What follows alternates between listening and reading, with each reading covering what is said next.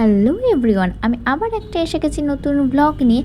দিওয়ালির দিন আমি গিয়েছিলাম নৈহাটিতে। কেন গিয়েছিলাম তোমরা নিশ্চয়ই বুঝতেই পারছো, ভিড়টা কিন্তু এখান থেকেই জাস্ট শুরু হয়ে গিয়েছে। আমরা 3জন মিলে পৌঁছে গিয়েছিলাম নৈহাটি। প্রথমে একটা প্যান্ডেল দেখলাম, অনেকগুলো প্যান্ডেল দেখার পর আমরা মেন জায়গাতে পৌঁছাতে পারবো। বলবো ভিডিওটা কন্টিনিউ দেখতে থাকো, তারপর তো তোমরা বুঝতেই পারবে। আশা করে বুঝেই গেছো, আমি এই প্রথম কিন্তু দিওয়ালির দিন ঠাকুর দেখতে বেরিয়েছি। খুব একটা কালী ঠাকুর দেখতে বেরোনো হয় না, তো যাই হোক পরপর অনেকগুলো ঠাকুর দেখলাম।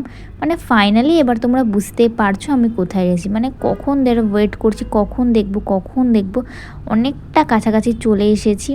মানে ধৈর্য ধরে আছি, এইবার ফাইনালি মায়ের মুখটা দেখতে পেয়েছি। মায়ের মুখটা দেখার পর এত শান্তি লাগছিল মনের ভেতরটা যে কি বলবো। আমি ওই দিন খুব সুন্দর একটা বড় মায়ের ফটো ফ্রেমও কিনে এনেছি। তো সবার লাস্টে ছিল খুব সুন্দর একটা লাইটিং প্যান্ডেল, মানে সবকটা লাইটিং প্যান্ডেল খুবই ভালো লেগেছে। তো আমাদের ট্রেনের টাইম হয়ে গেছিলো, প্রায় ট্রেন ঢুকবে সে টাইমে আমরা দৌড়ে গিয়ে ট্রেনটা ধরেছি। তো পৌঁছে গেছিলাম ট্রেন থেকে নেমে দমদমে একটা লাস্ট ঠাকুর দেখলাম। তো টাটা।